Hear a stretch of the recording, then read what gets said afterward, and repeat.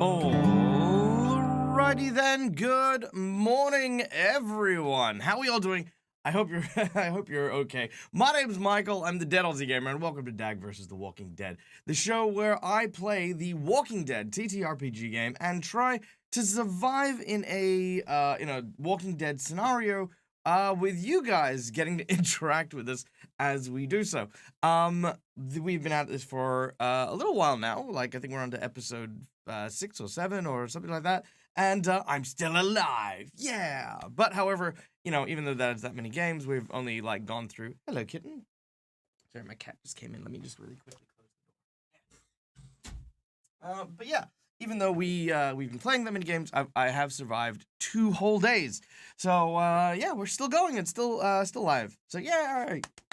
Now, what is the Walking Dead RPG? What are we doing here? How does this all work? Well, let me tell you a little bit about what we are doing here. So, the Walking Dead RPG was by Free League Publishing and is a D6 system that involves rolling a ton of D6s in order to determine whether you succeed or fail in a variety of different checks, much like you would in Dungeons and Dragons.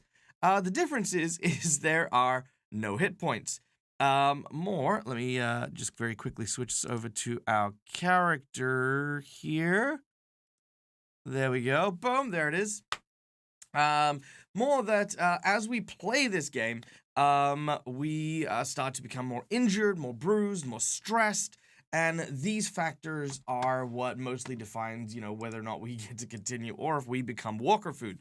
So, you know, lots of really, really cool and fun and amazing elements to this game, which we'll explore as we play today. Now, over the course of the game, my audience members are invited to throw out suggestions, to donate to our stream in order to shape the way that this game works and the way that we play as we go on. So, yeah, that's pretty much it. I think we'll dive straight into it because we are a little bit behind today, but if anyone has any questions, don't hesitate to ask. There are a number of rewards that you guys can earn as we play on. For $5, you can buy me a failed dice reroll, which goes towards, of course, being able to save from getting murdered by things. $15, you can summon a walker. You can design and create your own undead to throw into the mixer here. This can be like a very notable NPC. This could be a person who is, kind of, like really like reaching for those heartstrings. Or it could be someone really threatening and dangerous, like a bodybuilder or a wrestler or something, which makes things a lot more complicated. For $30, you can either increase the threat level, which you can see over here. And let me very quickly pull up the threat levels here. There we go. Sweet. So there are the threat levels there. Every threat level, of course, comes with its own things. Whether or not the walkers notice me, whether or not, I'm getting stressed out by it. Whole bunch of cool stuff there. So yeah. Or I can scavenge. So either my threat level goes up, or I get to scavenge for things. Mwahahaha. Then for $50, you can create an encounter. Pretty much design a little plot story, a little side quest or something, and that is what we'll do next, or that is what the story will take. Which I believe we do have with Schooly Eye now a couple of options there for. Thank you very much, Calindria. A couple of options for an encounter that's coming up. So thank you so much, Schooly Eye, for that one. And lastly, for $100, we have a summon a walker swarm or create an NPC. And we do have a number of NPCs that have already been created for the chat. So yeah, big thank you, big massive gratitude. All proceeds currently go towards trying to get my computer all fixed up. It is pretty much the source of most of my troubles at the moment. So with any luck, hopefully by the end of the year, I'll be able to get it all sorted out and continue to bring you amazing games. So yeah, there we go. McClover coming in with the $20 donation for 4 rerolls. Thank you so much, you bloody legend, you. Hold on, let me add these in here. There we go. Boom. Sweet. All right. All right. Calindria, if you are in chat, could you set up a poll for the 3 options that are there as we get started in today's game, and then we can try and make one of those situations happen for the evening, and you guys can vote on it. Yeah, I like that. Okay. So, without any further ado, I guess, let us dive in to today's session.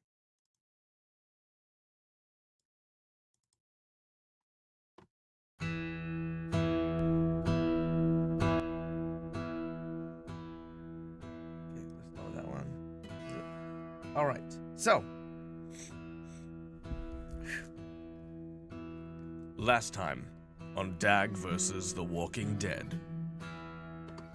After having reached the security system, DAG noticed that there was indeed a woman who was being beset upon by a strange new type of walker.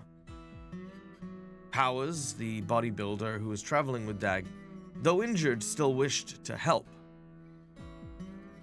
So DAG instead told Tanya, the uni worker, to take Powers and make a break for the haven at the student village, while DAG went and warned the young woman about the incoming walker.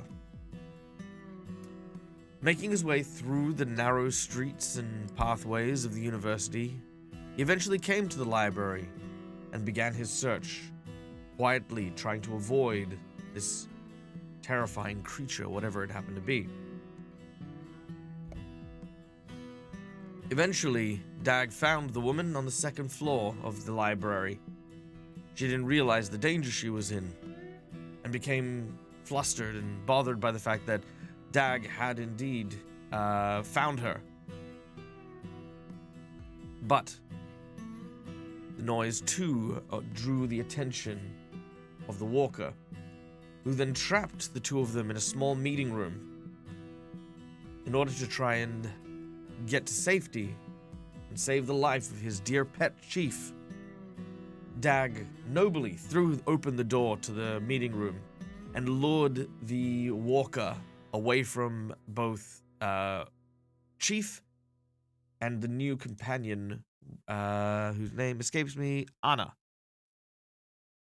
While they were both able to escape, Dag was not so fortunate, having to lay down in the body of the torn-apart gardener, janitor, worker.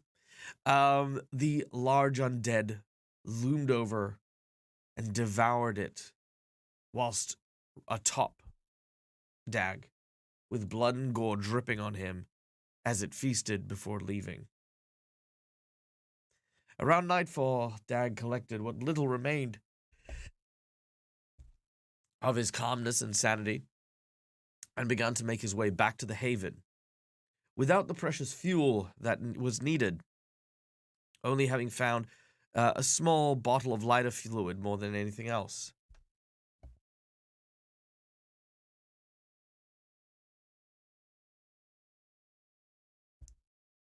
But before he reached there, he began to set into motion a plan to make sure that the large, monstrous walker could harm no one.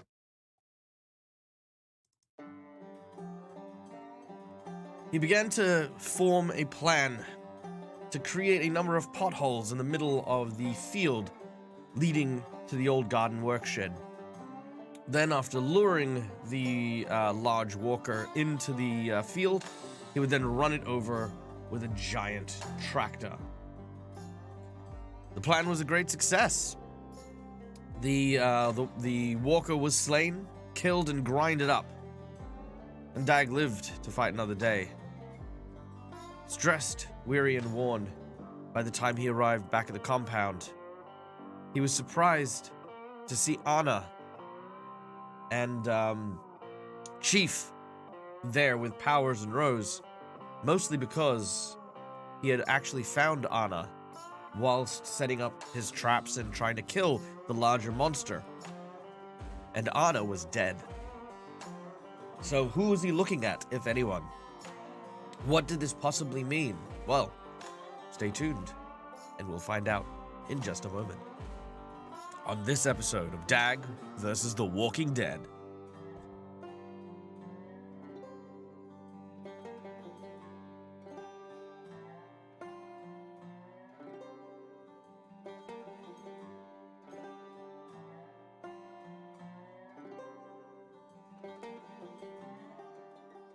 All right.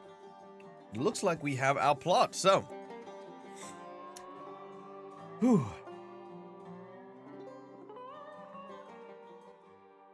So, Dag begins to walk, making his way deep into the, not deep into, making his way towards the compound. The two guards standing there and staring at him, and almost disbelief from the stories that were heard about the situation he was in before he arrived. As the doors swung open and Chief barreled out to greet Dag, Dag was shocked to see Anna directly behind. Anna, is that you? How are you here? She turned around and she says,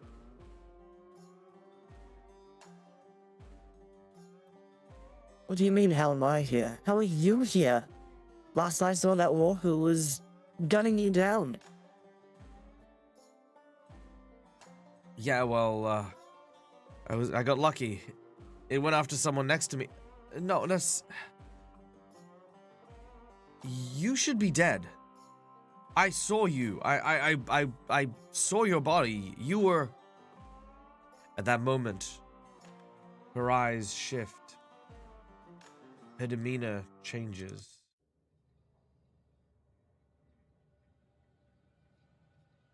You saw me? Dead?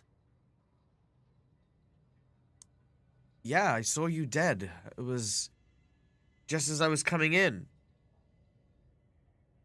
The look continues over her face and she falls to her knees. She begins to sob.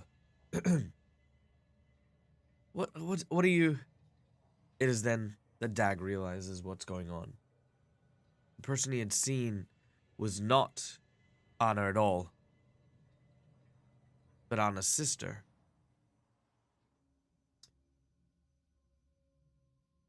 At this point, both Powers and DAG kind of move over to the side, trying to comfort Anna as best they can, as does Chief, who buries his nose directly in her hands. There's a moment of silence given for the loss of Anna's family, but the guards eventually become restless, asking that we go in or out. Picking ourselves up, we begin to make our way in. Oh, also, before you head in, just so you know, dude, what were their names? It was.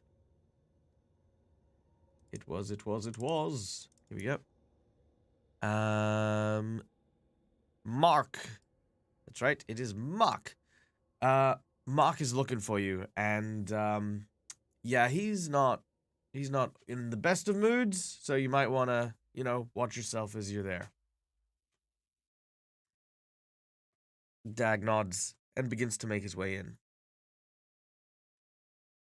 Much has been made of the small student village since last he was here. You can already see that the defenses have started becoming more and more solidified. No doubt the work of Tanner, the mechanic who had been working on them before he left. There was some relief to know that Tanner was mostly in charge of things like the defense. Eventually, Dag makes his way over to the cafeteria in the IGA that is down there. With the groceries surrounding him, eventually he walks in on what looks to be a pretty heated argument between Cleo and Mark. Look, we have to try and do something. We can't just sit here. We don't have enough food and supplies. That's why we're going to be starting the agriculture program. As soon as we start it, that's not enough time to start an agriculture program. People will be starving before the first crops grow. And you should know that there is a crop rotation that you need to actually have the first harvest be called beforehand in order for it to become actually any good. Yeah, but not if we actually use... And at this point, they see Dag walking in. Oh, see, look, we have some good news already. With extra power and with extra fuel, we'll be able to get the generators up and running and at least get some fresh water. See? Problems are solving themselves, Cleo. You don't need to make mountains out of molehills. Yeah, you know, about that. So, so listen, their faces start to sink. Mark becomes angry. Are you telling me that you don't have any fuel? Look, I have this. And, I pull out a 5-liter can of petrol that I got from the workshop. The garden shed. What's this? That's the petrol I found. What are we supposed to do with this? This won't even last us the day. Hey, look, it's not as easy as you think, and last, you know, like, petrol's heavy, and it's... Dude, we had an arrangement. We said that we're going to be giving you some fuel for some food. Yes, food for the fuel enough to help us out. Not this pittance that you brought us here now. Look, I know where it is. I can tell you where to find it, but I need to get going. As you kind of as Mark kind of sits there and scowls and stuff, Cleo whispers something to him. Eventually he turns around and he says, "Fine. Here." And he puts together what looks to be a small backpack of just a few bottles of water, like a handful of like rations for food, and that's about it.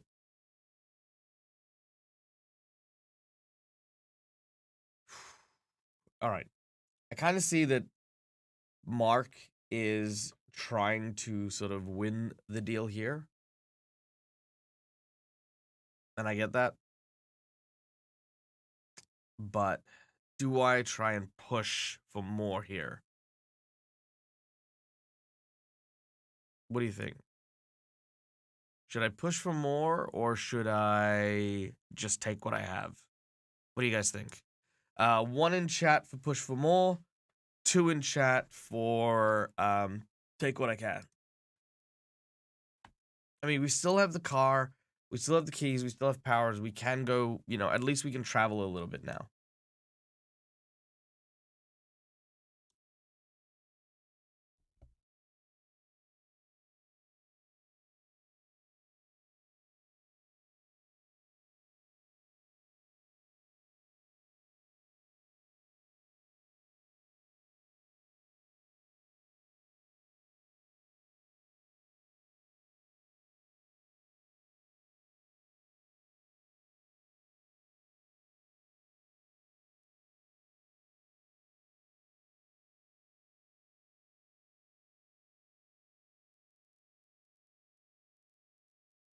Okay, so push for more, I think. If it's so easy, you should be able to do it. That's true. Where's Chief? Chief is with us. Chief is there. You're resourceful. Let the petty boy me. Okay. All right. I think the big thing there is trying to. Yeah, I think the big thing there is just trying to get the is trying to get what we can fairly. So let's go with this. We've got some food. We've got some water. What else should we push for? We're at a grocery store, so I mean, like, we've got at least 5 days worth of rations, and like, maybe. I mean, do we want to take some seeds and stuff? I mean, I don't know if we'd really make do with a haven or anything.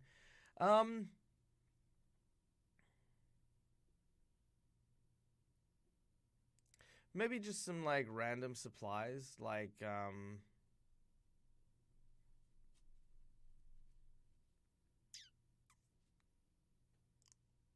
maybe some salt. Actually, salt would be kind of good. Is there a chance that Rose has got stuff after a treacherous behavior while you've been away? Maybe. Medkits? Ooh, yeah, actually, you know, medicine might be a good one. But I think medicine would be a push. Yeah, medicine would be a push. All right. Let's try to convince him to give us some stuff. Now, we have quite a few dice to roll here. So let's go with this. So, we are going to push... we're going to push for meds. We're going to push for... I think... Yeah, we can't push for food and water because that's what they're desperately needing. We're going to push for meds. We're going to push for...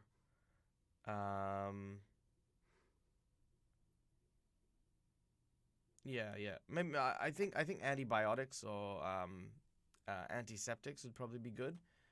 And ooh, clothes. That's actually not a bad idea. Oh, what about some camping gear?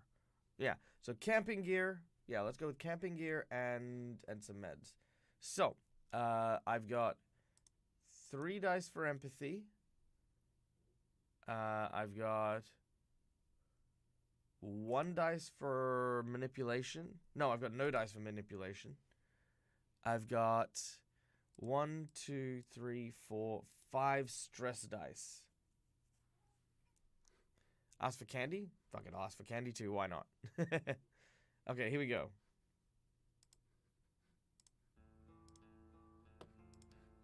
Hey, listen, Mark.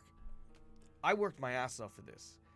I killed a ton of walkers, and even this large, horrible spider walker, right? You owe me way more than this. Mark turns. Oh, do I now? Yeah. Otherwise, I'm taking this fuel, and that deal is just off, okay? We had an arrangement. You can't just simply walk away. I don't have to, okay? You give me what I need, I'll be on my way. I'll even give you the location of the fuel cache for extra measure. Alright, let's see how we go. Alright.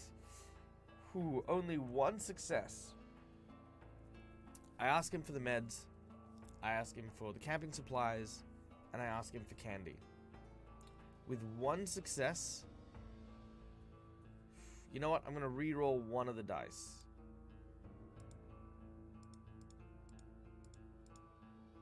Here we go. I'm going to re-roll one.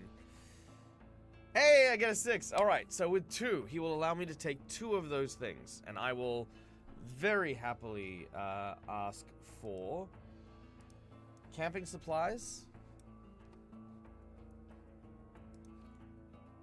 and for the medicine. Okay. There's that.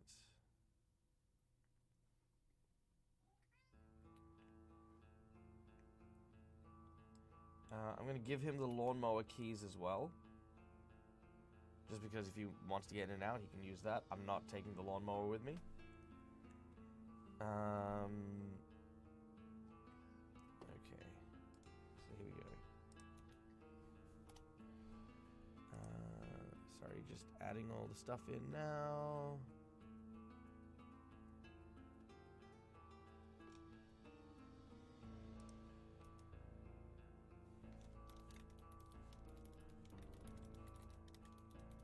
Camping gear.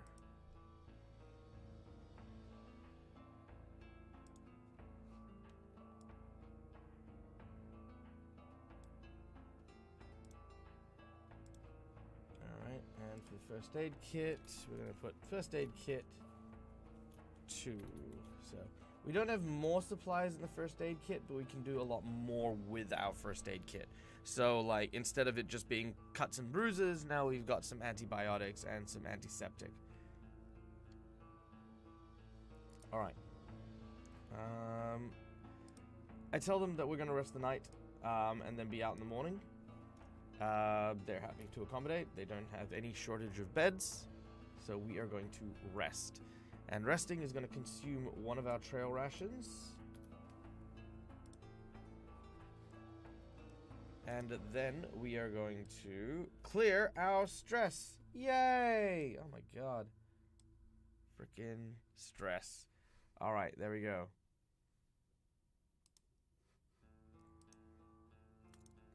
Let's see. There we go. Character sheet. Change.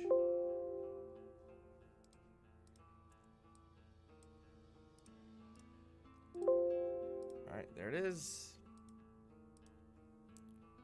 Boom. Aha. Alright.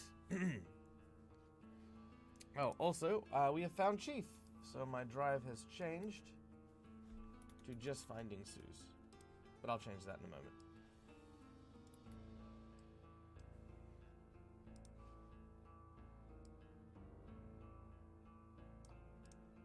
Alright, done and done. Okay. Am I winning? Super winning. Thank you, Swordplay and Sorcery. We've managed to convince the leader here.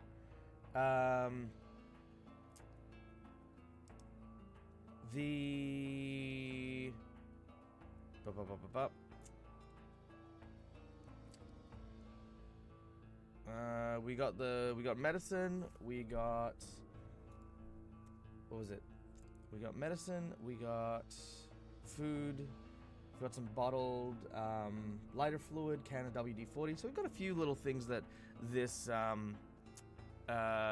had a few things that now I've actually managed to work its way through through the interactions with the Haven. So I'm pretty happy, pretty satisfied with how that's come out. All right. That evening, DAG goes and finds a quiet place. And we're going to hang out with Rose for a little while.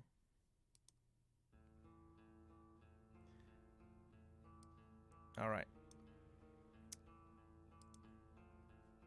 Let's see. Rose is here. There we go. Nope. Oops. Oh no. Go back. There we go. That's weird. Where is Rose's stats gone?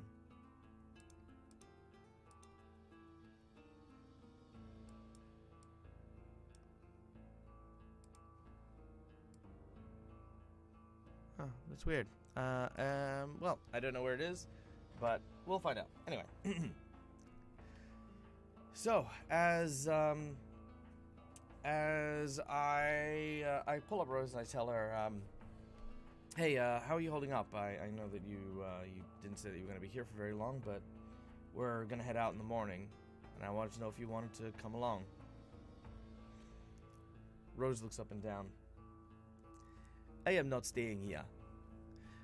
These people, they are desperate. They are foolish.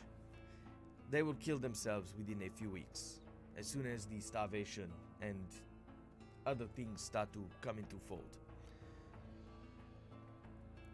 I didn't hear that as a you want to come with us. I appreciate the offer, but the more people that seem to be involved, the complicated it becomes. I think I am better on my own. I mean, if you're sure.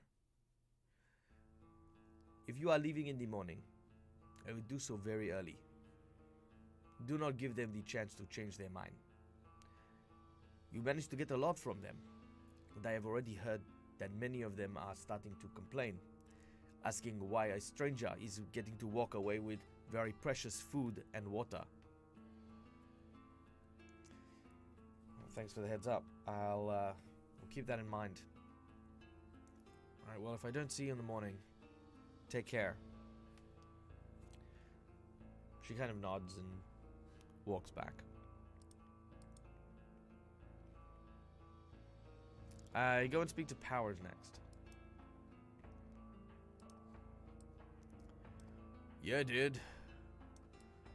How's it going? Yeah, I'm good. How's your leg? Oh man, no, fine, dude. Like, you know, it was mostly a sprain.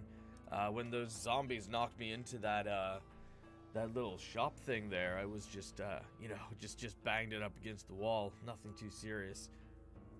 Hey, so where are we going to after all this is said and done? Well, look, Tanya said that they were at an airport. I mean, the best thing that we can do is try to get to the airport and see what's up over there. It'd probably be just as dangerous, though. The airports are usually quite busy, and we might be in for a bit of trouble before we find out what's going on.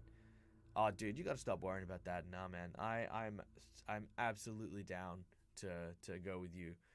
I mean, like I said, I came over here for, like, work, you know, so all my family's overseas, so hell, if we can get a plane, that'd be dope. I can't fly a plane, Powers. Yeah, no, I know, I just mean, like, you know, just saying, if we did have a plane, that would be so dope.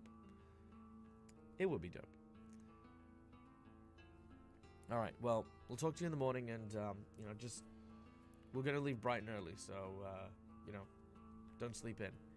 Oh, nah, dude, no, I definitely not gonna sleep in. I don't sleep in. I'm usually up at crack of dawn, you know, doing my exercises and stuff.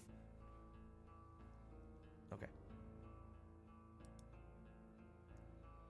Next, I go speak to Tanya.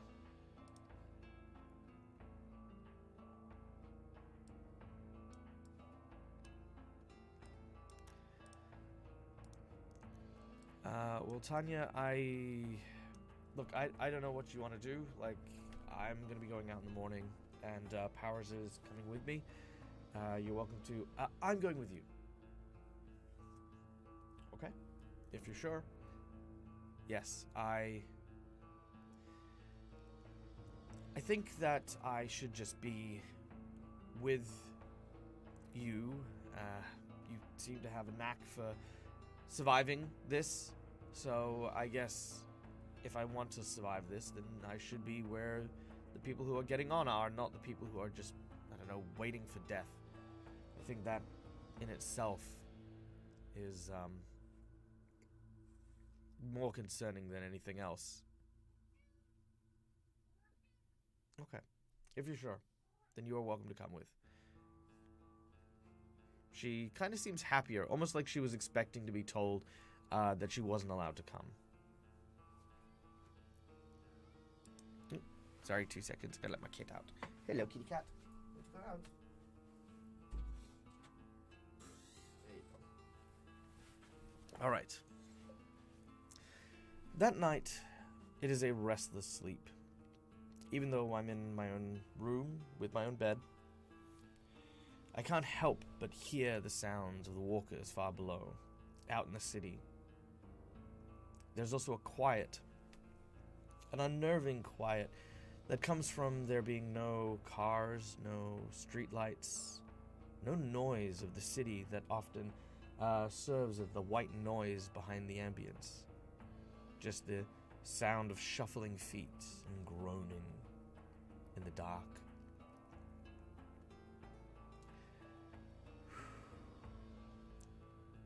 Falling into a very, very deep sleep, DAG begins to dream.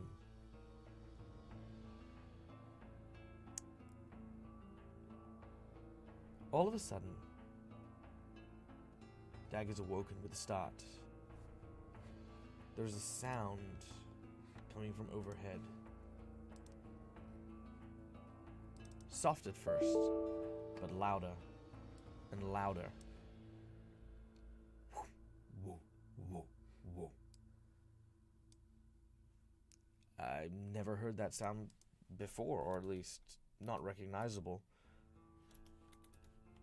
It continues. Whoa, whoa, whoa, whoa, whoa. What the hell is that noise? Woof, woof, woof, woof, woof.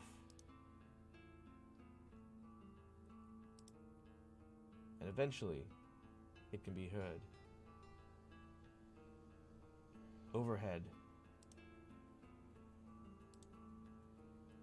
the sound of a helicopter. I don't know if anyone can hear that. Maybe. It's very soft. Hold on, let me see if I can find a better one.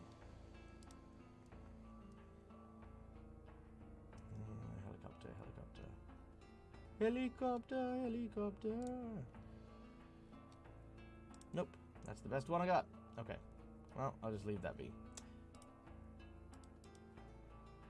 So, hearing the sounds of helicopters. Oh, there it is, yeah. Hearing the sound of a helicopter coming overhead, I quickly rush to the balcony, open up the window, and look outside. The sky is dark and empty. Nope, hold on, sorry, 2 seconds. My cat has gotten into the trash. I'll be right back.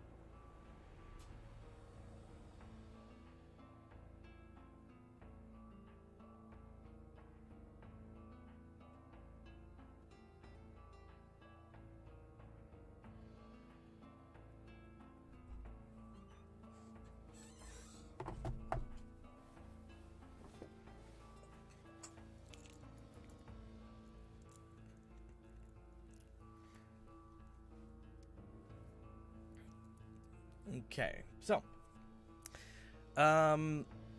yes, leaning out of the door of the, stepping out onto the balcony and looking up into the sky, you can see that there is these two lights that pierce the darkness.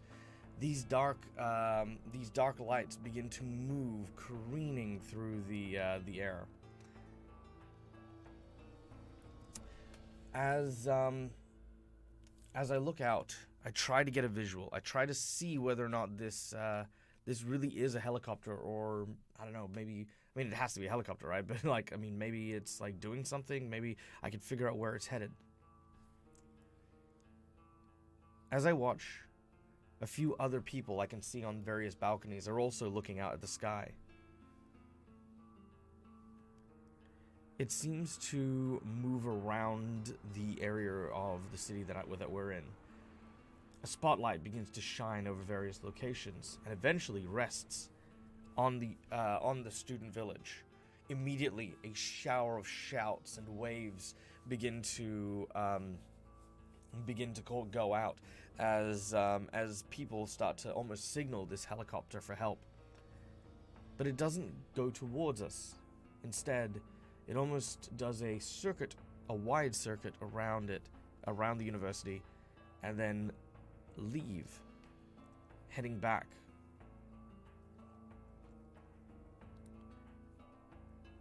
As it heads back in the direction it seemed to have come from, kind of an unsettled feeling washes over DAG.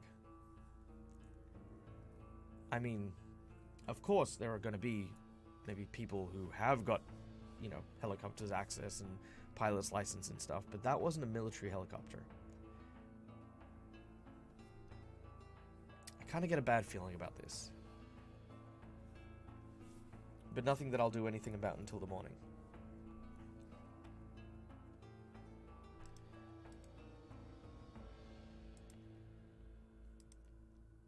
In the morning, let's go to this one. In the morning, DAG, Powers, and Tanya gather up their stuff and make their way towards the front entrance, saying their final farewells to Rose, who they had traveled with. The three look on and prepare to head out. Hey, wait up! At this point, Anna catches up. Hey, look, I'd like to come with you, if that's okay. Yeah, I've got no problem with it. I mean, the car's big enough for all of us, I guess. If you don't mind me asking, why do you want to come with us? Look, I just don't get the... Sorry, I'm not using the voice mod. It's a bit distorted, and I don't like it. Anna says that, that this place is a little strange. The people are a little strange. They're kind of treating the sighting of the helicopter last night as their salvation and a sudden change in everything, but I don't know. It just seems off. And I kind of want to get out of here before I find out why that feeling is there. I nod. I say, I agree. Now, the hard bit is that we need to make our way to the parking lot where Suze's car is stationed. After that, the intent is to try and go to the airport to try and find out what's going on. Maybe that's even where the helicopter came from. Either way, we'll find out once we get there. So, as we begin to move, we are going to attempt a stealth check. So, that is 2 dice for stealth, 3 dice for agility. 2 dice for stealth, and 1, 2, 3 for agility. Here we go. Roll. Whew. All right. 2, 1, 4, 4. All right, I'm gonna burn two of my rerolls thanks to McClover. And that is one success, which is more than enough. Okay. So let me just change the rewards real quick. So we've only got one reroll left. All right. As we begin to make our way, now having traveled to the university a few times, we kind of have figured out where the walkers tend to be mostly gathering around and where the areas are clear. I start to make my way around to the parking lot. And we're going to begin trying to search and scout for Sousa's car. So, that is 4 for wits. So that's 4 d6s that we're using for wits. 2 for scouting. I'm going to say because we have 3 people with us, I'm going to give us an advantage because we have a lot of people looking. And I'm going to give us an extra advantage because I do know where Suze parks her car on the regular. So that is 8d6 for this roll with no stress dice. Oh my god, 1 success out of all of that. That's nuts. Okay, but that is still enough. Sure enough, there ahead we see Suze's car. A large black 4-wheel drive that has a license plate that is bright orange. Making my way, we go to the car and the doors open. Naturally, as I said, I can't drive, so I offer to navigate, saying that I, at the very least, do know our area of the city well enough that I can guide us anywhere. But someone else will need to drive. Question from Schooly Eye. Which NPCs have the flashlights? Excellent question. Let's take a quick look, shall we?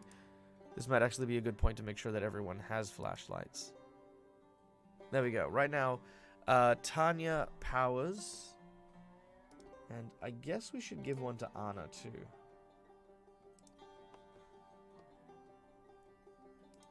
So let's add Anna to the sheet then, shall we?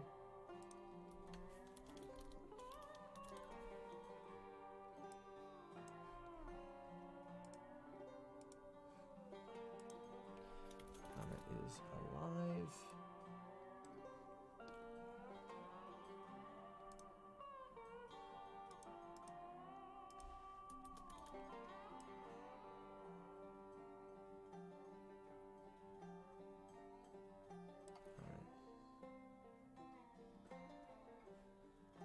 There we go.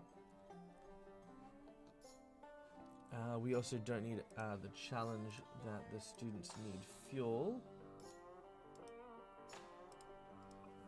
Because we're not doing that right now. But we do have... let's see, issue. Helicopter sighted overhead.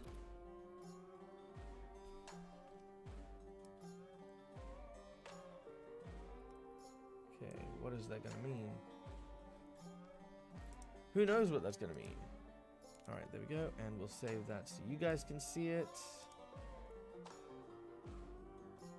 So I don't know how to drive? Yeah, I don't know how to drive. I don't know who's going to drive. Who do you think should drive? Should it be Tanya? Should it be Anna? Or should it be Powers? Who should drive?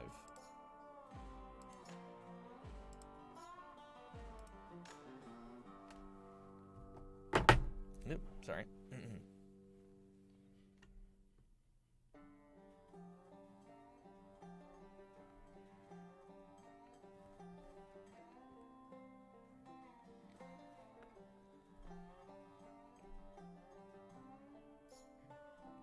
Okay, boom.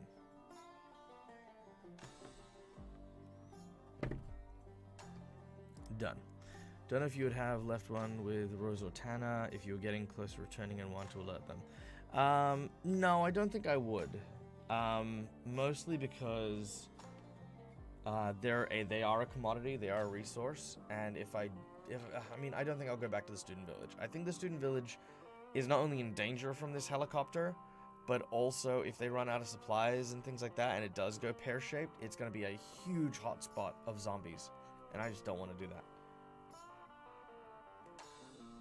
Besides, I'm sure Rose will be fine. Or do you think I should give Rose, specifically Rose, a walkie-talkie?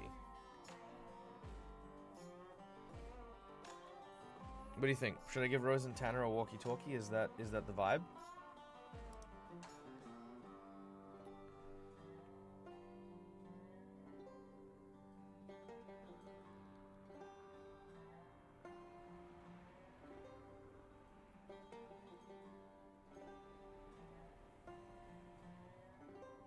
Yeah, I'm hearing a yes.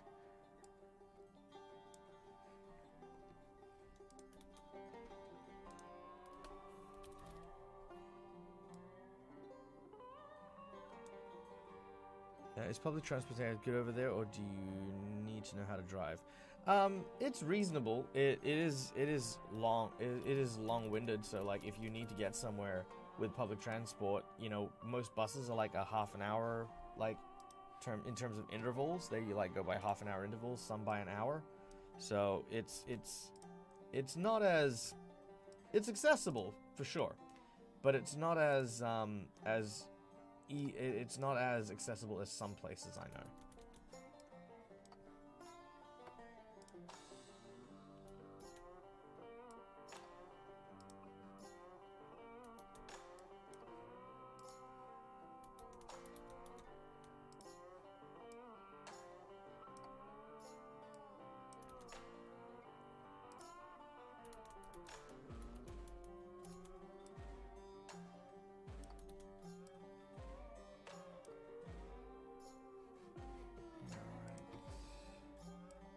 Sorry, I'm just adding the walkie-talkies. Sure, okay.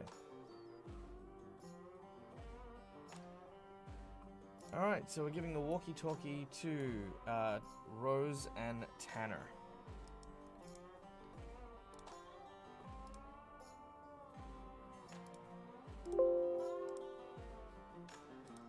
Alright, and let's just save that for you guys to be able to see. So there it is.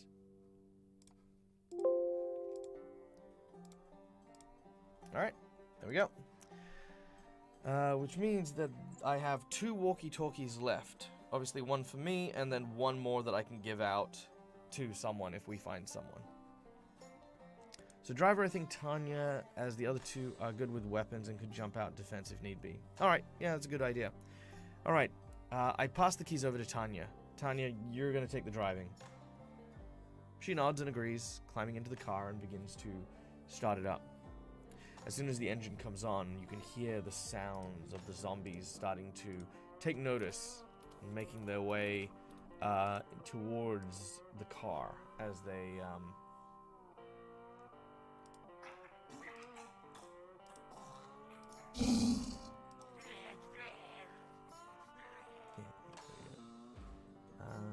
let's see.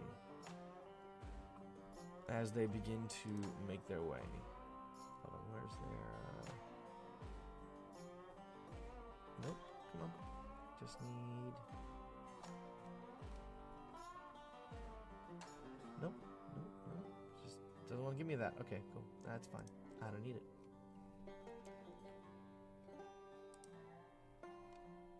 Alright. So, as the zombies are floating around the car, we eventually pull out into the streets, being careful to navigate around the various wreckages and cars that litter the way around. With bated breath, we start to make our way towards the airport. Along the way, looking out at the signs of the ruined city, seeing the industrial zone no longer busy with large machines, seeing the suburbs pretty much quiet and still. The further away we get from my area of Perth, the closer we get to the main city. The more we can see the destruction up close and personal. Perth used to be known as the City of Lights, a place with so much electricity and power that one could see the city from the space station. But right now, it was plunged into darkness. Even at this early time of day, it was dark in the streets. We had to drive carefully. We didn't want to run into any walkers or any real people that were out here this time of day. More importantly, we didn't want to veer off the road. It doesn't take long to eventually come to the airport. Probably about maybe a good hour, hour and a half. As we can see up in the distance, the sky tower looming over the airfields. We start to make our way around to the parking lots. Sure enough, there are a multitude of walkers here. And I want everyone to give me a choice here. One, there are a handful of walkers, and, you know, nothing that we couldn't fight through, but, you know, nothing too drastic. So that's one. One is, you know, some walkers, nothing too drastic. Two is a pretty large group of walkers, but again, with a little bit of effort and maybe keeping our heads about us, we can get through.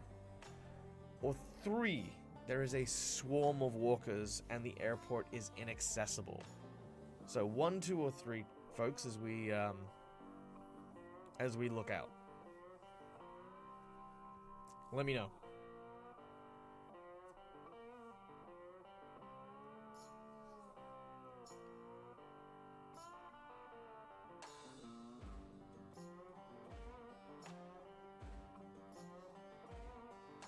Two. Alright, so a reasonable size, need to keep our wits about us, okay? Anyone else? Feel free to throw out those numbers. 3, hardcore. Hell yeah.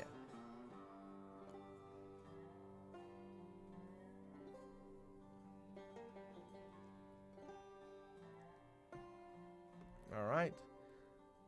Can you repeat? Okay, so number 1 is there are a few walkers, but nothing that would stop me from getting in. I'd be able to overcome them pretty well.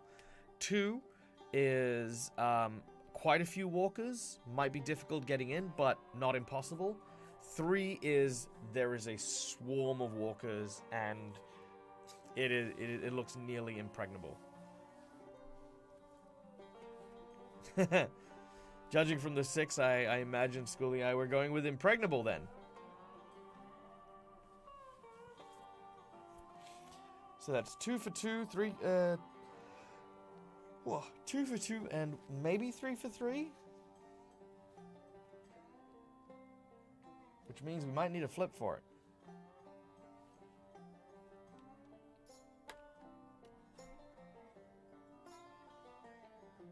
Okay, so let's flip for it then. Odds, we're going to go with 2. Evens, we're going to go with 3.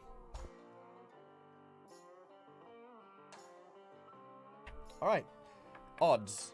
So, it is crowded, but not impregnable. Pulling up along the side of the airport, you can see the multitude of walkers that are here. Oh, dude, there are just so many of them. This is stupid. We're leaving. No. We have to find out what's happened, okay? Look. The buses came here. It was some sort of rally point. There'll be signs, there'll be posters, there'll be instructions. Even if we just find out what the instructions were, we can find out what we need to do. Yeah, look, it'll be fine. You know, says Anna. She'll be, you know, like, what? There's 4 of us anyway. I'm sure we'll be able to take them out, you know, get in as quick as we can and get out. Oh, hold on there, look. You know, I don't know if it's a great idea for all of us to go in, you know. Like, if we all go in together, says Powers, we're likely going to just draw attention. Really, it should just be, like, a couple of people. Okay. You know, I'm kind of inclined to agree with Powers. You know, if we need to get the hell out of here, we need a cavalry to come in and, you know, help get us out. Okay, well, who do you want to go with you? Alright. Chat, who do we want to go with us? Do we take Powers? Do we take Anna? Or do we take, Tanya? Oops. Oh god, what am I doing? Come here, you.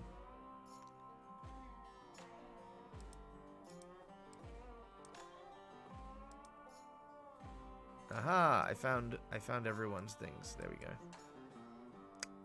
There we go. All right.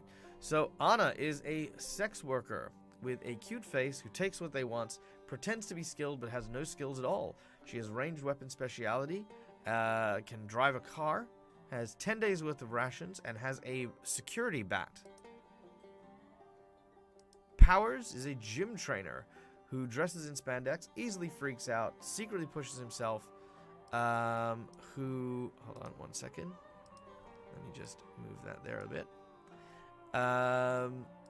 Who secretly punishes themselves, and they have... they're trained in force, endurance, and they're expert in leadership. They have a signed cricket bat and the car keys. Is Powers fully recovered from his injury? No, probably not, actually. Yeah, Powers probably isn't fully recovered yet. And then we have Tanya, who is a uni worker, who's Canadian, angry, secretly a bad mom, unskilled, and has no training. Wow. Real pick of the litter that we've got traveling with us. Hey, McClover, thank you so much for the 2 extra rerolls.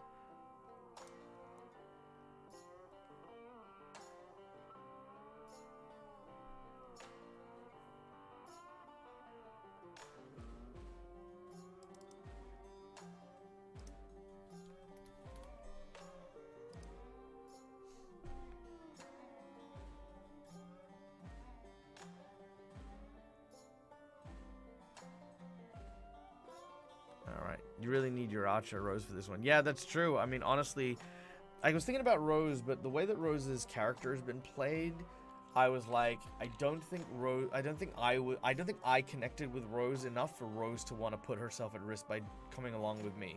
If anything, she sees me as someone who takes stupid risks, and she's not wrong. I have taken so many stupid risks. She wouldn't come with me. But yes, she was definitely the most capable.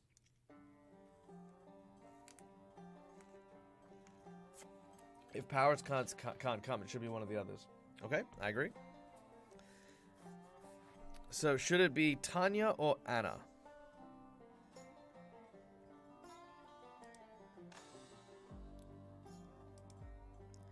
Anna at least has a bat and has some ranged weapon speciality.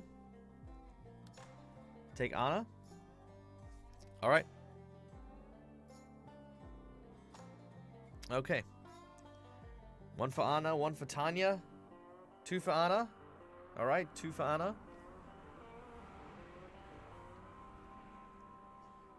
Any others?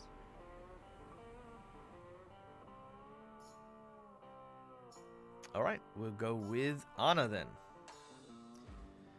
Alright, so Powers and Tanya's pull the car up.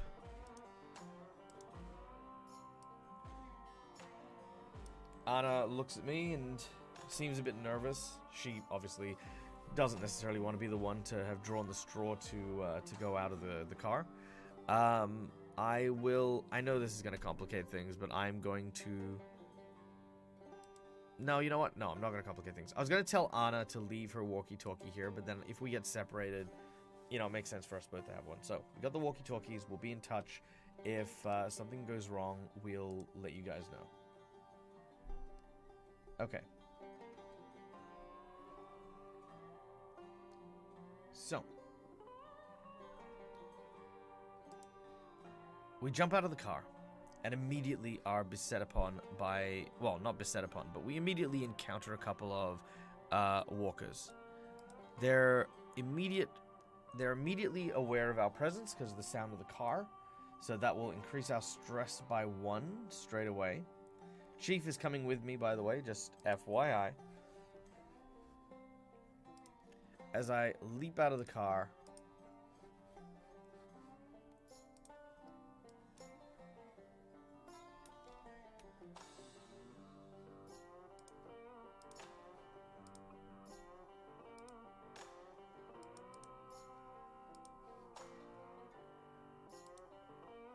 There we go.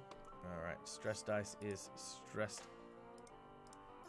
Save that. And then let's save it so you guys can see. There it is. I gotta find a way to do this quicker, but there we go. Alright. So, As I leap out, I'm going to attack some of the walkers, as is Anna. So let's see how our disembark goes. So, we have 3 strength, 3 close combat, 1 extra for Anna, 1 extra for... Let's say we get the advantage because we can decide like how we engage. So we have the power of choice. So we can leap out and then run up to one of them, or we can leap out as we hit one of them. So we've got a little bit more to play around with. So this is 8 dice. Let's see how we go. No successes. Not one. Not one success. Jesus. Alright, I'm gonna re-roll a fail. Actually, hold on. Wait, I do have 1 more dice, which is my stress dice. 1 success. Okay, so I have 1 success. There's that. So nothing bad happens, but we only knock out a handful of them. We are still somewhat surrounded by these walkers as Anna and DAG jump out of the car and BAM!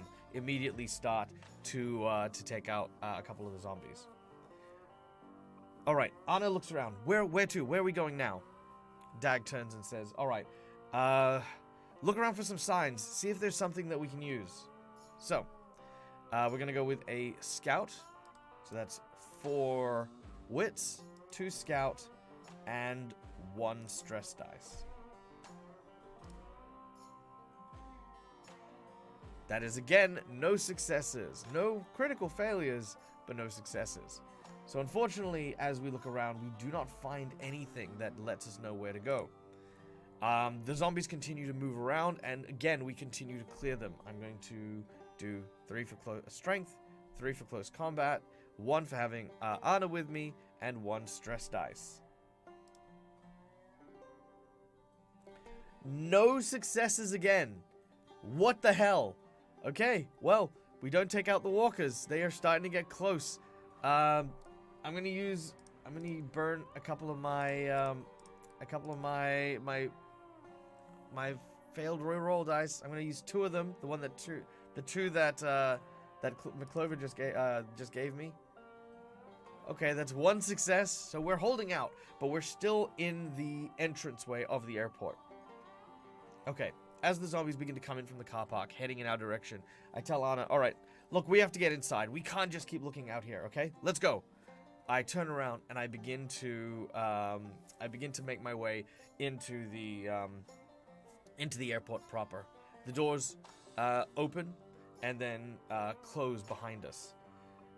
Inside the sort of like the arrival terminal, or departure terminal, should I say, there is a number of zombies here as well. They're spread out and they're kind of ambling around. Because we don't use any loud weapons, we're using bats and clubs and stuff. They haven't noticed us yet, so our threat level is still good. Okay, see if we can find anything in here, but move away from the doors. So, another scouting challenge. So that is 4 wits, 2 scout, 1 stress. And let's change the music up a little, shall we?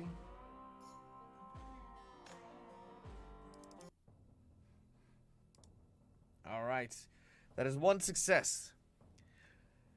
Anna immediately looks at the wall and points.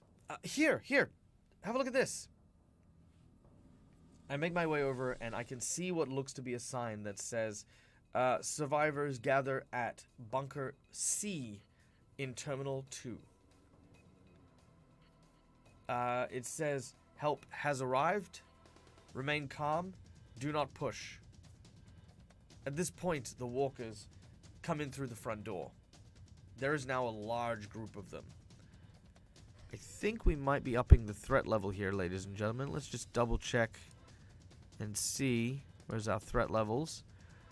Walkers are aware of us and they shamble towards us. 4 walkers are closing in. Yeah, that's number 4. Alright. So walkers are now closing in on us. Alright. I quickly grab Anna and grab the note on the wall. And no, I don't grab the note on the wall. That's rude, right? No, you know what? I'm rude. It's the freaking apocalypse. I can grab stuff. So I'm gonna grab it so that we don't forget it. And I'm gonna run. As we run, we veer around the corner, and we are going to see how many zombies we run into. So, Around the first corner, past what looks to be a cafe inside the terminal. How many zombies are inside the cafe? We have no zombies inside the cafe. Most of them are in that main terminal. Next, we end up heading towards the security checkpoint. There are a number of them all lined up in the security checkpoint. We have to try and figure out a way to barrel through. Okay. Ooh, I do have a hand grenade, but I don't want to use it. I'm going to use my sword.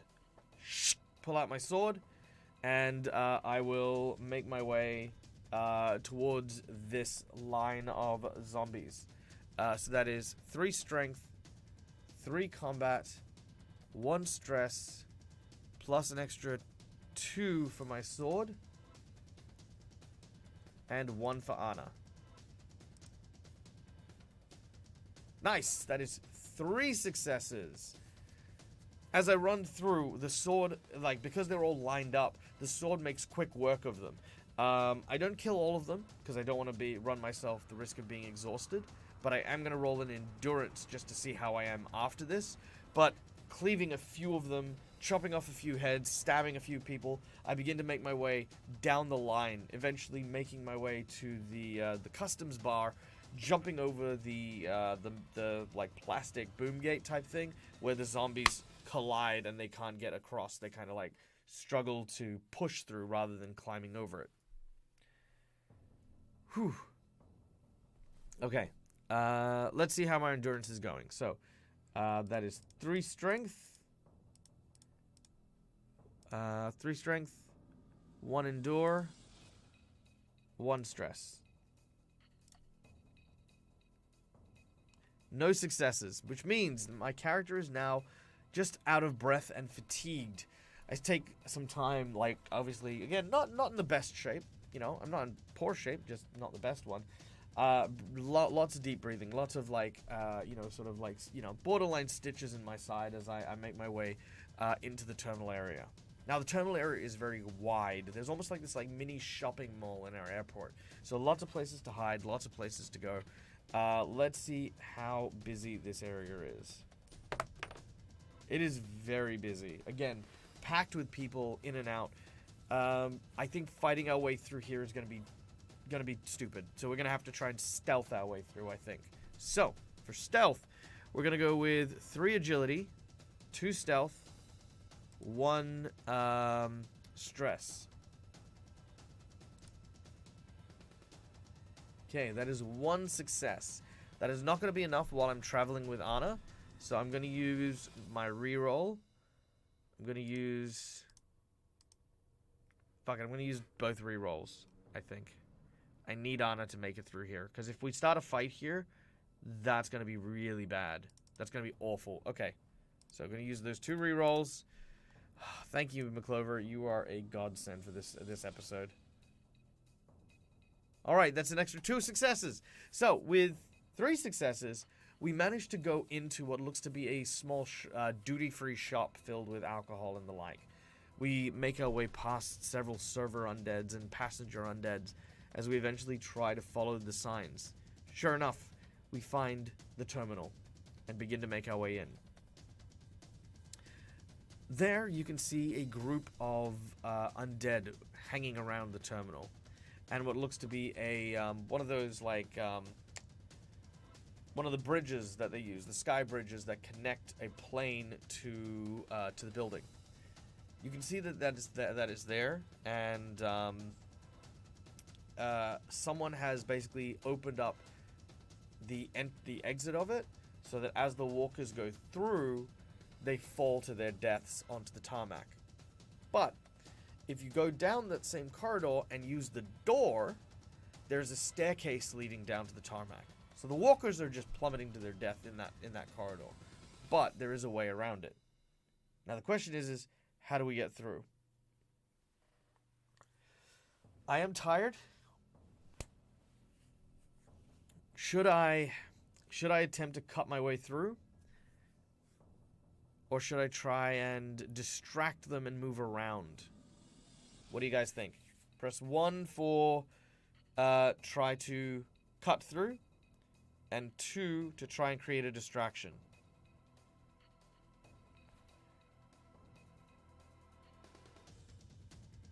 Oh yes, my days survived. Should be 3 days now. We did it! 3 days.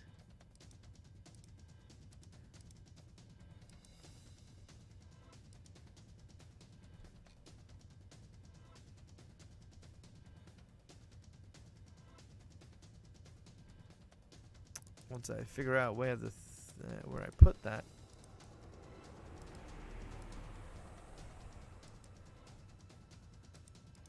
No, that's not that. What did I do with it? I'll figure out where you are. There we go. Ah. They survived. 3. Boom. Alright. Try and create a distraction. Guessing the airport security doors are open then. Yes, the airport security doors are currently open. Alright, create a distraction. Alright. I whisper over to Anna. Anna, we need to try and create some kind of distraction. Get those walkers away so we can get into the terminal. Are you crazy? I begin to look around, seeing if there's anything we can use. 4 wits, 2 scout, 1 stress. Alright, chat. Wow, 3 successes on that one. So, what do I see in the terminal? You guys can decide. What do I find looking around the terminal that could possibly make for a good distraction?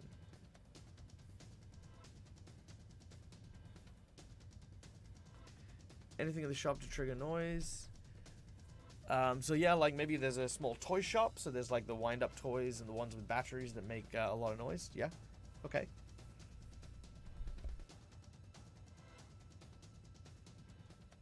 Anything else? Oof.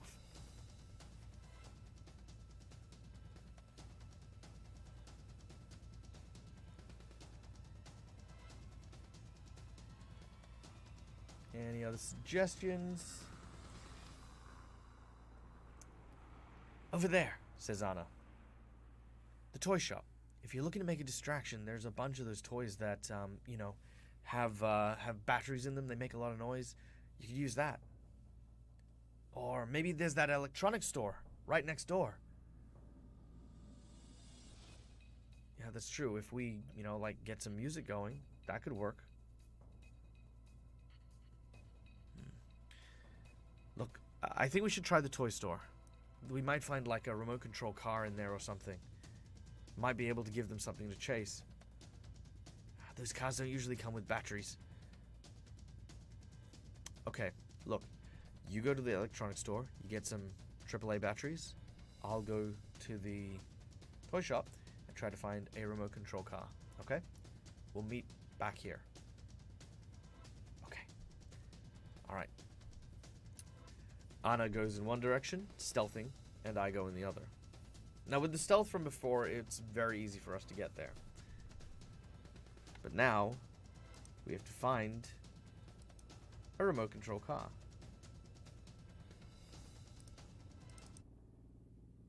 Would you believe there's helicopters above me right now? Wild. Okay. So, making my way into the toy shop. A lot of what's on the shelves here are stuffed animals. Usually, you know, kangaroos and koalas, wombats and kookaburras, you know, typical things you would find at a airport toy shop. As we look around, we are trying to find a remote control car. Hey, Dragon at Rest. Good to see you, buddy. How are you? What are your highs? What are your lows? Tell me how things are. Okay. We're going to do some rolls here. And find out how we're going to go finding this remote control car. Guessing it was a fitting option to give chat for the encounter to pick then. Oh, yeah. Absolutely. Very fitting. Now, Dragon, just so you know what's going on, we're playing DAG versus The Walking Dead. It is The Walking Dead scenario, but I am playing myself as we are going through things. We are currently at the airport trying to find out what happened to some people who were evacuated, including my partner. What happened? We are at the airport at the terminal that they were told to rally at But there are a ton of walkers here, and in order to get into the terminal or get into where they were instructed to go, we have to create a distraction to get the zombies away from the doors. To that end, I have decided to go and get a remote control car, and my traveling companion Anna, whose stats are up there, she is going to go and try and find some AAA batteries from the electronics store. Pardon me. An electronics store next door, so that we can use it to try and escape. So, now, in order to try and locate something, we're going to make a scouting check, which means I need to use my wits, which is currently set at 4, which is 4d6 added to my roll pool. Then I am scouting, so I need to add an extra 2d6 to that. And then, because my character is stressed out because of how many zombies there are, I get to add an extra stress dice here and roll it to see how we go. So, here we go.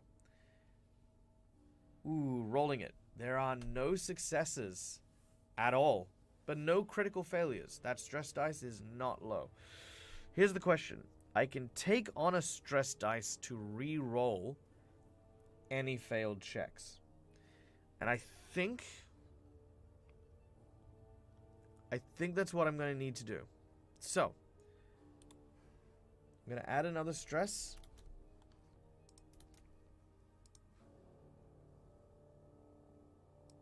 There we go. Then just save this so that you guys can see it. Bear with me. There we go. Flattened. Boom. There it is. Alright. So, we've got another stress dice, which means we get to re-roll that again and see if we can get higher. So, and we do add an extra stress dice, because now we have 2 stress dice. Okay, here we go. Oh, shit. We did not make it. The rolls on that one were 4, 1, 3, 3, 4, 1, 2, 1. And so we have 1 fail on the stress dice, which means that something complicated happens. So let's find out what happens with this particular stress dice. Alright. As I go to search for the remote control car, I look around and I can see that there is a remote control car up on the top floor, or top level of like the shelves that are there. I immediately begin to climb what looks to be a ladder that is like, that someone is using to like sort of stock shelves. So I climb up, 1 foot on the rung, then the second, higher and higher until I'm at the top. I reach up and pick the box. But as I pull it out to take it, I don't realize the weight of the RC car, and I fall backwards and plummet. I hit my back and bruise it. So I'm going to give myself an injured condition of bruised as I fall and knock the wind out of myself. The reason why the weight threw me off was because the box, as I draw it, was empty. It was just a display. So there is actually no RC car in that box. As I hit the ground, let's see if any of the walkers notice me. Oh, that does remind me. We have dropped down to threat rating 2, which, as you guys can see, these are the threat ratings right there, in case you wanted to know. Alright. I almost broke my back picking up an empty box. Yeah, that's true. You know, gotta be careful. You know, lift with your knees, not with your back. Alright, so let's see. Did they notice me? They did not notice me.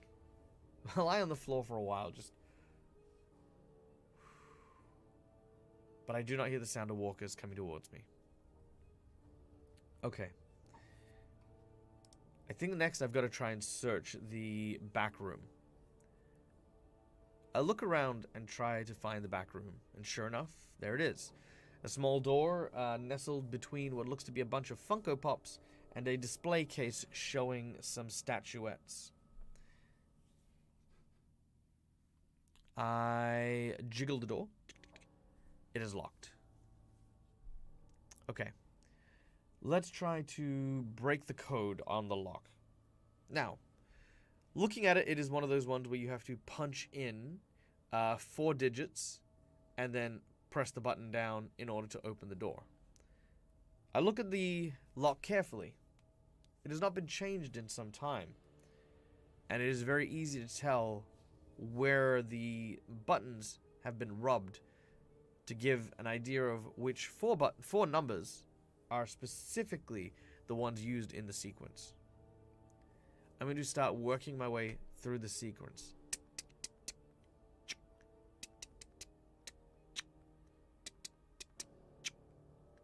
As I begin to tap away, let's see how successful I am with 1, 2, 3, 4 wits, 1 tech, and 2 stress dice.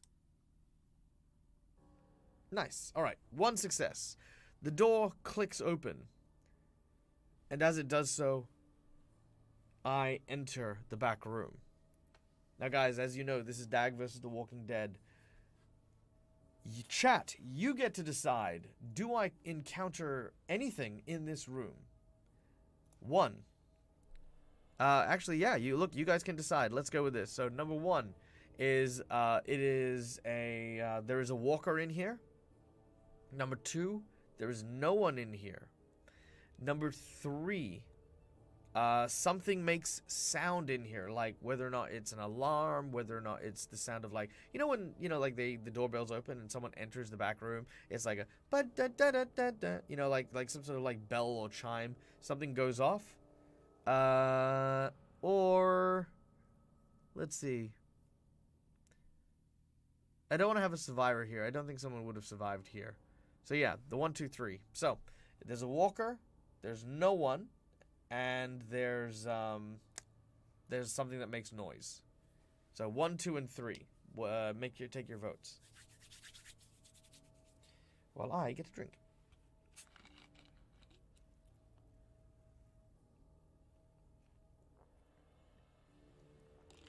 Something that makes noise. Nothing.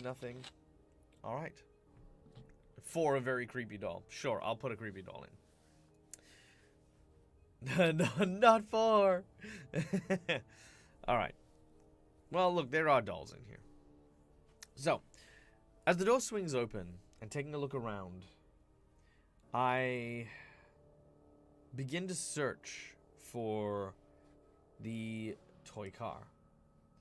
Getting a start as I see what looks to be a porcelain doll staring back at me from the dark. Catching my heart from my throat, I continue to look around. Alright. Our scouting check this time produces a 1. There is indeed a remote control car. I take it out and I open the box, as naturally, batteries not included. I take out the car and I begin to make my way out.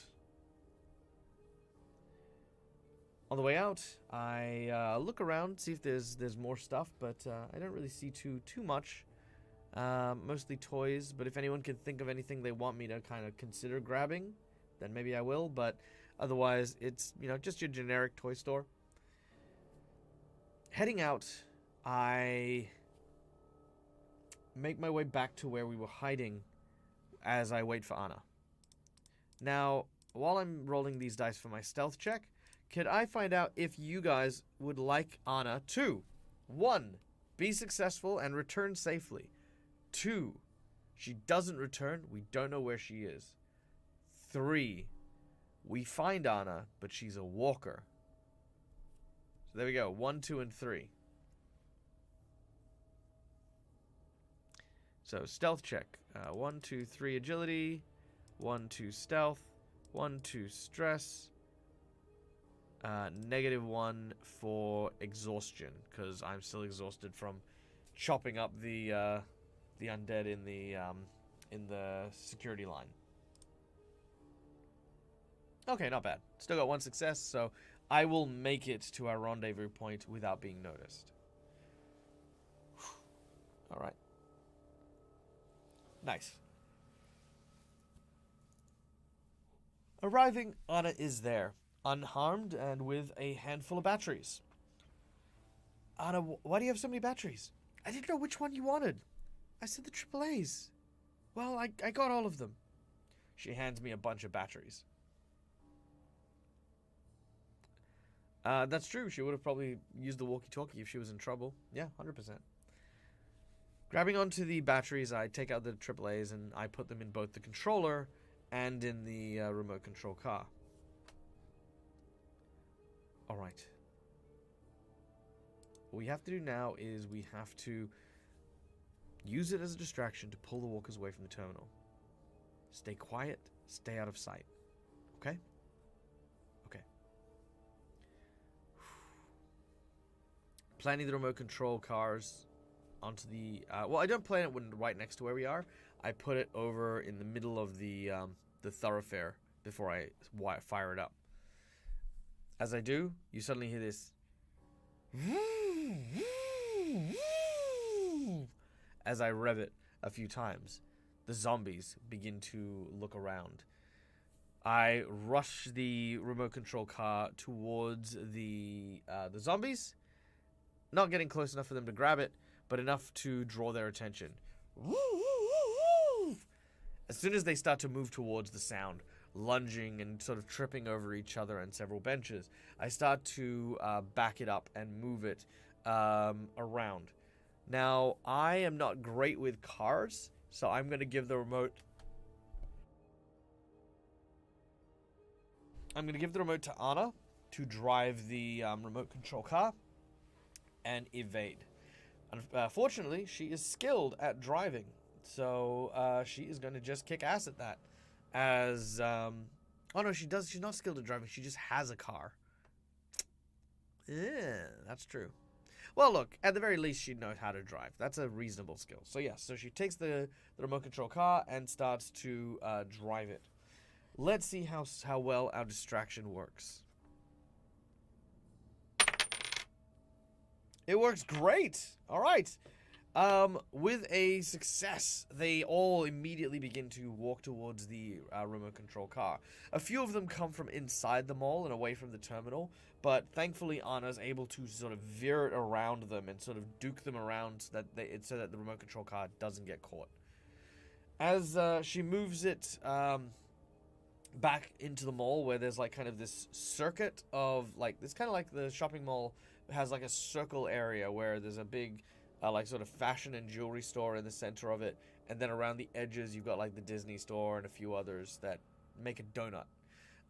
She begins to drive the crowd of zombies towards that donut and starts to kind of move them around it. As she does so, I will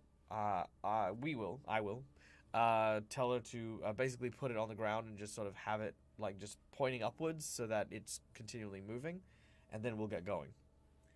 Thankfully, we got enough of a success that the terminal is now clear, and we make our way towards the sky bridge.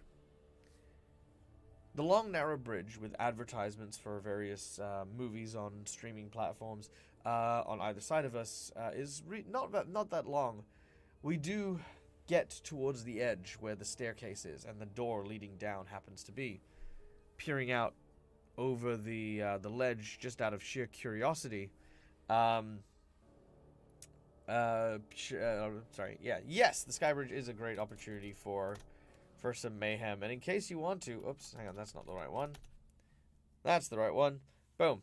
In case you want to create mayhem, it is always welcome and very, very appreciated, as all sources of mayhem currently go towards DAG fixing his computer. So there you go. Now, as I make my way to the staircase, as I make my way to the edge of the sky bridge, the overlook sort of hangs in the air as I peer just beyond.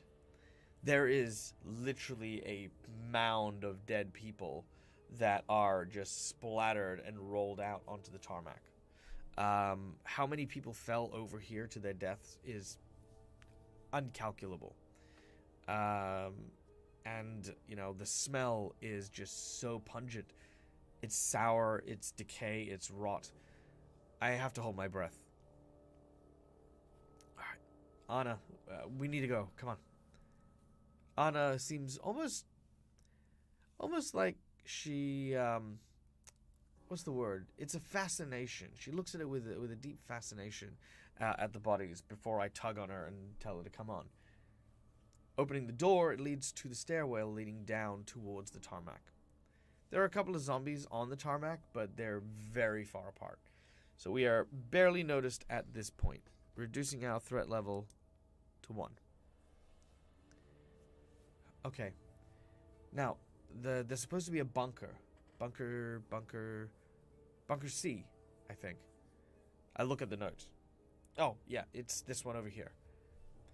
Pointing over at a nearby bunker, which would house some light aircraft, both DAG and Anna begin to make their way in that direction. However, there's a momentary pause. Both of them stop, as plummeting out of the sky is what looks to be a helicopter. The same helicopter that had scouted the previous night. It begins to descend at a rapid pace, the tail on fire as it lands with a huge crashing noise.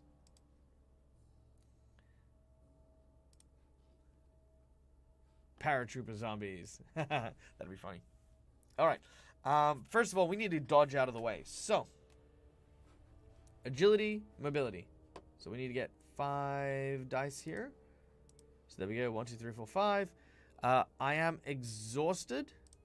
I am bruised, which I need to update on the character sheet. Sorry, because when I fell off the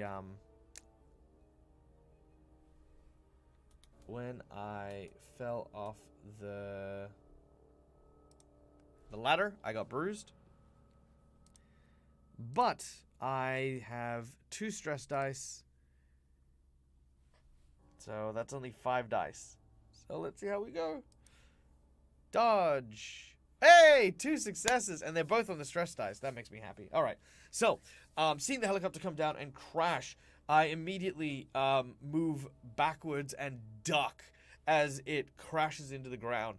The debris is sent flying in all directions, and over our head, these sparking bits of red-hot metal just whiz past as the entire vehicle skids and crashes to a halt. Smashing into a big pile of a big stretch of grass that is just off the tarmac. As the fire basically just continues to burn, several zombies are, sort of seen in the cockpit themselves, burning and igniting. Well, shit. I begin to make my way over. Maybe there's someone that might need help. As I make my way through and around, there is a different sound that I can now hear. The sound of a shotgun. And it's coming in, it's aimed in my direction.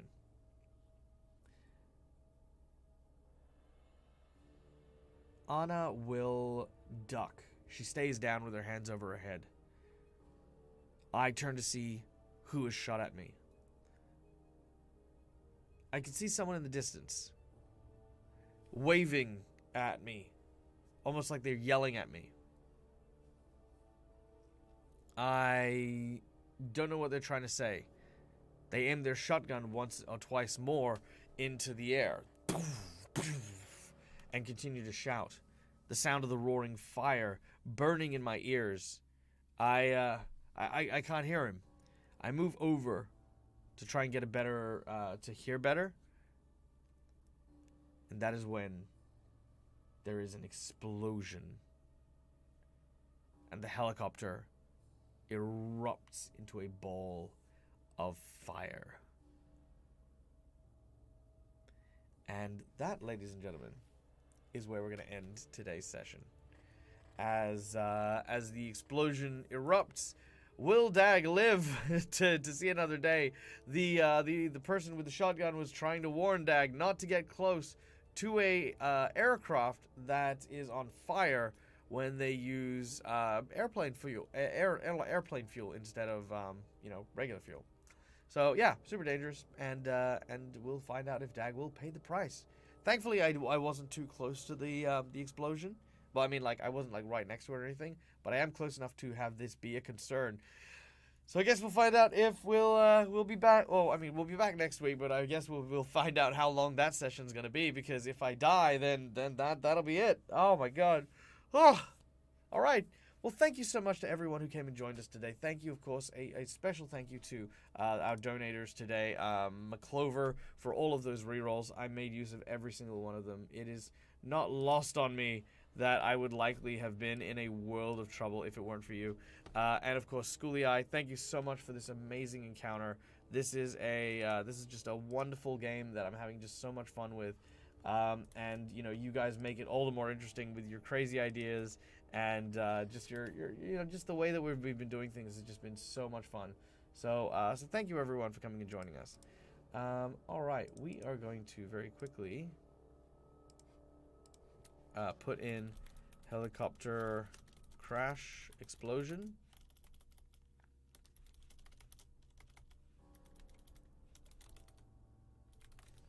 Helicopter crash explosion is my next issue. And then we will find out what's going on. Also rumors, evacuees hitting in bunker at the airport.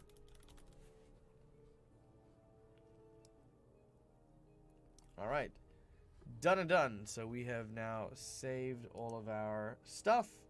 It's always very important to save because we don't want to lose all of our really cool progress today. Hey, thank you, McClover, for giving Dragon at Rest a subscription. Thank you, you bloody legend. Just updating this spoiler text on the pre-show donation. Hey, thank you so much. Much appreciated. All right, let's just save that there. To our challenge sheet. Yes, please. All right, there we go. So, yep, there we go. That is the current state of things. Boom. Nice. All right. Awesome. Well, thank you very much, everyone, for joining us. We are going to go and raid someone now. Let's see who is out and about and doing stuff that we can go send some love to.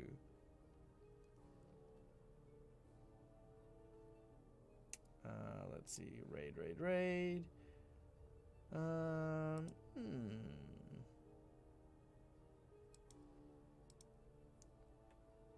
Let's see. We've got our friend Sarah over on Gen Con TV. So let's go raid our dear friend Sarah and yeah, go hang out with these guys. But thank you so much, everyone, for joining us. We hope that you had a wonderful day. Stay safe, stay wonderful, be kind to each other, because why the hell not? Until we meet again, as always, from me to you, game hard or die trying. Bye, folks.